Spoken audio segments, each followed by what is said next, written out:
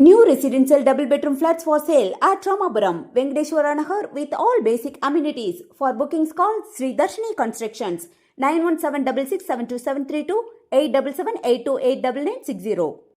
நாளை கோவை வருகை தர இருக்கின்ற மரியாதைக்குரிய பாரத பிரதமர் திரு நரேந்திர மோடிஜி அவர்களுக்கு வரவேற்பளிக்கின்ற ஏற்பாடுகளை பற்றியெல்லாம் கட்சியினுடைய நிர்வாகிகளோடு ஆய்வு செய்து கொண்டிருக்கிறோம். காவல்துறையினுடைய கட்டுப்பாடு பல இடங்களில் மிக கடுமையாக இருக்கிறது. பாதுகாப்பு என்பது முக்கியம்தான் என்றாலும் கூட அவரை வரவேற்பதற்கு வருகை தரக்கூடிய கட்சியினுடைய தொண்டர்களுக்கு எந்தவித அசௌகரியமும் இல்லாத மாதிரி அவர்கள் வாகனங்களை நிறுத்துவதற்கான இடம் மற்றும் அவரை வரவேற்பதற்கான கலை நிகழ்ச்சிகள் நடத்துவதற்கான இடத்தை எல்லாம் காவல்துறை முழுமையான ஒத்துழைப்பு எங்களுக்கு கொடுத்து அந்த இடத்தை மார்க் பண்ணி கொடுத்தாங்கன்னு சொன்னால் எங்களுக்கு உதவிகரமாக இருக்கும். தொடர்ச்சியாக எங்களோட மாவட்ட தலைவர், மாநில பொதுச் செயலெல்லாம் காவல்துறை அதிகாரிகளோடு பேசிகிட்டு இருக்காங்க. ஆனாலும் அவர்களுடைய ஒத்துழைப்பு என்பது விரைவாக இருக்க வேண்டும் என்பது எங்களுடைய எதிர்பார்ப்பு. இவை இல்லாமல் இயற்கை விவசாயத்தை ஊக்குவிக்கின்ற விதமாக தென்னிந்திய இயற்கை விவசாயிகளுடைய கூட்டமைப்பினுடைய கூட்டத்தில் பிரதமர் கலந்து கொள்வது என்பது இயற்கை விவசாயத்தை முன்னிறுத்தி விவசாயம் செய்கின்ற, விவசாயத்திற்கு புதிய மறுமலர்ச்சியை கொடுத்து கொண்டிருக்கக்கூடிய அத்தனை விவசாயிகளுக்கும் இது உத்வேகம் அளிக்கும். ஏனென்றால்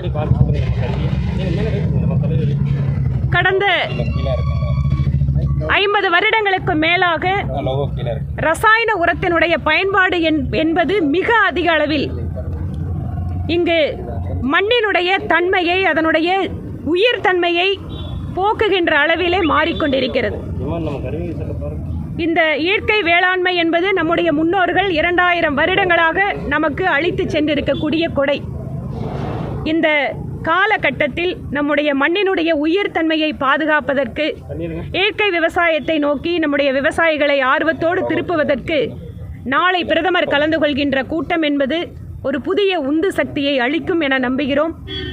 இந்த ஒரு நிகழ்ச்சிக்காக இவ்வளவு தூரம் வந்து இந்த விவசாயிகளை பிரதமர் சந்திக்கிறார் என்பதே தமிழகத்திற்கான ஒரு பெருமையாக பார்க்கிறோம். ஏனென்றால் தமிழகம் இயற்கை விவசாயத்தில் பல்வேறு புதிய முன்னெடுப்புகளை ஏற்படுத்தி கொண்டு தனக்கென ஒரு தனியிடத்தை கொண்டிருக்கக்கூடிய தமிழகத்தினுடைய இயற்கை விவசாயிகள் இந்த வாய்ப்பை மிக சரியாக பயன்படுத்துவார்கள். அந்த கூட்டமைப்பும் இதற்கான ஏற்பாடுகளை எல்லாம் செய்து கொண்டிருக்கிறார்கள். தமிழகத்திலிருந்து வேளாண் துறை யாரோ தகவலாக கிடைச்சிருக்கு. ஏன்னா முக்கியமான ஒரு பிரைம் மினிஸ்டரே வரக்கூடிய ஈவெண்ட், அது இயற்கை தென்னிந்திய அளவில் இருக்கக்கூடிய அளவில் வந்து விவசாயிகள் பங்கேற்கிறாங்க. கிட்டத்தட்ட 3000 விவசாயிகளும் இதில் பங்கேற்கிறாங்க வேளாண்மை. ஆனால் ஒரு மாநில அரசு முக்கியத்துவம் கொடுத்து வரணும்னு நினைக்கிறீங்க, என்ன பிடிக்கும்? இல்லை, பிரதமர் கலந்து கொள்கின்ற நிகழ்ச்சிகளில் சில சமயம் மாநிலத்தினுடைய முதலமைச்சரே கலந்து கொள்வதில்லை. நேரடியாக நாங்களே வந்து அது ராமேஸ்வரத்தில் பார்த்தோம். அதற்கு பின்பாக வந்து திருச்சியினுடைய ஏர்போர்ட்டில் கூட பார்த்தோம். முதல்வர் ஊட்டியில் ஒரு தடவை கூட்டம் இருக்குது அப்படின்னு சொல்லிட்டு கூட அவர் வரவேற்க வரல. அரசியல் காரணங்கள் எதுவாக இருந்தாலும் கூட ஒரு நாட்டினுடைய பிரதமர் வருகின்ற பொழுது மாநிலத்தினுடைய முதல்வர் வரவேற்பது என்பதுதான் ஒரு தகுந்த ஒரு புரோட்டோகாலாக இருக்கும். அதே போல் வேளாண்மை துறை அமைச்சர் இந்த மாதிரியான முன்னெடுப்புகள்லாம் தமிழகத்திற்கு கிடைக்கின்ற பொழுது தமிழகத்தினுடைய சார்பிலே நாம் அதை சரியாக பயன்படுத்தி கொள்ள வேண்டும். இன்று சட்டப்பேரவையில் வேளாண்மை துறைக்கென தனியான ஒரு பட்ஜெட்டை இந்த அரசாங்கம் வந்ததுக்கு பின்னால் தாக்கல் பண்ணுறாங்க. நான் கூட வேளாண்மை பட்ஜெட்டுக்கு பின்னால் வந்து பேசும்போது பத்திரிகையாளர்கிட்ட சொல்லுவேன், அதில் கிட்டத்தட்ட 80% அறிவிப்புகள் என்பது மத்திய அரசாங்கத்தோட உதவியோடு தான் நிறைவேற்றுவாங்க. மத்திய அரசோட நிதி எடுத்துக்குவாங்க, அதுக்கு மாநில அரசுல ஒரு பேர் சொல்லி தான் வேளாண்மை துறை பட்ஜெட்டை போட்டிருக்காங்க. இந்த இயற்கை விவசாயம் என்பதை ஊக்குவிக்கிறதுக்காக அறிவிப்புகள் எல்லாம் இருக்கு. அப்படி இருக்கின்ற பொழுது மாநில அரசு கூட இந்த மாதிரியான விவசாய அமைப்புகளோடு ஒருங்கிணைந்து ஒத்துழைப்பு கொடுத்து நடத்தினால் தமிழகத்திற்கு அது நல்லது. வருவாய்த்துறை அதிகாரிகள் அடுத்தது முற்போக்கு அமைப்புகள் ஏதோ ஒரு போஸ்டர் எல்லாம் போட்டுருக்காங்க. வழக்கமாக ஏதாவது ஒரு கண்டனம் தெரிவிக்கிற போஸ்டரோ இல்லை எந்த போஸ்டர் போட்டால் கூட சட்டத்தின் படி என்ன எதிர்பார்க்கப்படுகிறது, அதை அச்சிட்ட பிரிண்டர் யாரு, அவங்களோட ஃபோன் நம்பர் என்ன அப்படிங்கிறது கட்டாயம் எல்லாரும் தெரிவிக்கணும். அது நான் அடித்தாலும் சரி, எங்கள் கட்சி நிர்வாகிகள் யார் அடித்தாலும் இதுதான், எந்த அமைப்புகள் அடித்தாலும் அதுதான்.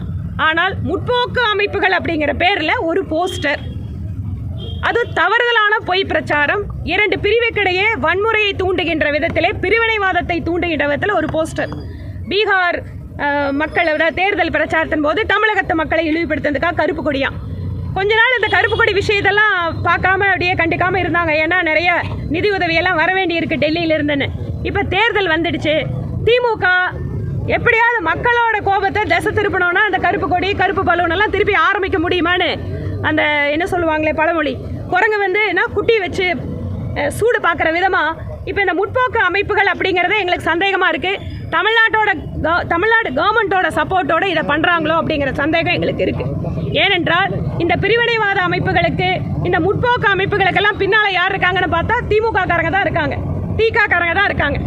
அதனால் இந்த கருப்பு பலூன் கருப்பு கொடி இந்த மாதிரி விஷயத்தை தமிழகத்தினுடைய அரசு அனுமதித்தால் தமிழகத்தினுடைய முதல்வர் எந்த இடத்திற்கு வந்தாலும் எந்த மாவட்டத்திற்கு வந்தாலும் பிஜேபி காரங்க இதே மாதிரி செய்வாங்க.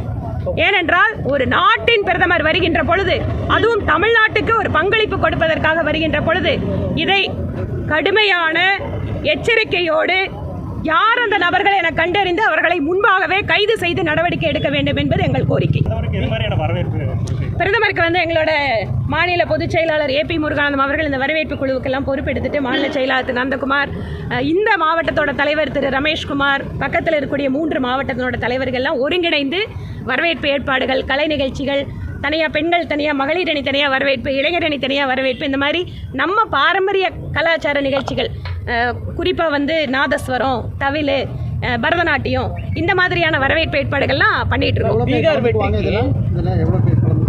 வரவேற்பு ஏற்பாடுகளில் நாங்கள் 50,000 பேர் கலந்துக்கிறதுக்காக எல்லாம் ஏற்பாடு பண்ணிட்டு இருக்கோம். பீகார் வெற்றிக்கு பிரிந்து சென்றவர்கள்லாம் ஒன்றிணைச்சு மிகப்பெரிய ஒரு தேர்தல் பணியை வந்து பாஜக கொண்டு வந்துச்சு. அதே போல் தமிழகத்திலையும் அதிமுக பாமக பிரிந்து சென்றவர்கள்லாம் ஒன்றிணைத்து வரக்கூடிய தேர்தல் சந்திப்பதற்கான பணிகளில் பாஜக இறங்கும். இல்லை, முதல்ல பிரிஞ்சு சென்றேன்னு யாருங்க சொன்னாங்க? எல்லாரும் எங்களோட தாங்க இருக்காங்க. செங்கோட்டையன் போன்றவர்கள், டிடிவி தினகரன் போன்றவர்கள், அதெல்லாம் கட்சி தேர்தல் நெருங்க எங்களோட கட்சி தலைமை இந்த விஷயத்தெல்லாம் அணுகும். ஆனால் பீகார் வெற்றிக்கு பின்பாக தமிழ்நாட்டு மக்கள்கிட்ட பீகார் மாதிரியே தமிழ்நாடு வருமாங்கிற ஒரு கேள்வி, ஒரு எதிர்பார்ப்பு, ஒரு ஆவல் இருக்குது. இப்போ வந்து அதிமுகவும் சரி, எங்களோட கூட்டணியில் இருக்கிற மற்ற கட்சிகளும் சரி, இந்த வரவேற்பில் கூட அதிமுகவும் சேர்ந்து தான் கலந்துக்கிறாங்க. அதனால் கிரவுண்ட் லெவலில் ஒரு பெரிய உற்சாகம் பீகார் வெற்றிக்கு பின்பாக எங்களோட கூட்டணியில் இருக்கிற எல்லாத்துக்கும் இருக்குது. ஆனால் கிளியாக இருக்கிறது வந்து வெறுமனே திமுக மட்டும்தான். எப்படி வீட்டுக்கு அவங்கள அனுப்புறதுங்கிறத இப்போட எங்களோட நோக்கம். செய்திகளை உடனுக்குடன் தெரிந்து கொள்ள நம்ம வேதா நியூஸ் டைம்ஸ் சேனலை லைக் பண்ணுங்க, ஷேர் பண்ணுங்க, கமெண்ட் பண்ணுங்க, மறக்காம சப்ஸ்கிரைப் பண்ணுங்க. பக்கத்தில் இருக்க பெல் ஐக்கானையும் கிளிக் பண்ணுங்க. அப்பதான் நாங்கள் போடுற வீடியோஸ் உங்களுக்கு நோட்டிஃபிகேஷன்ல வரும்.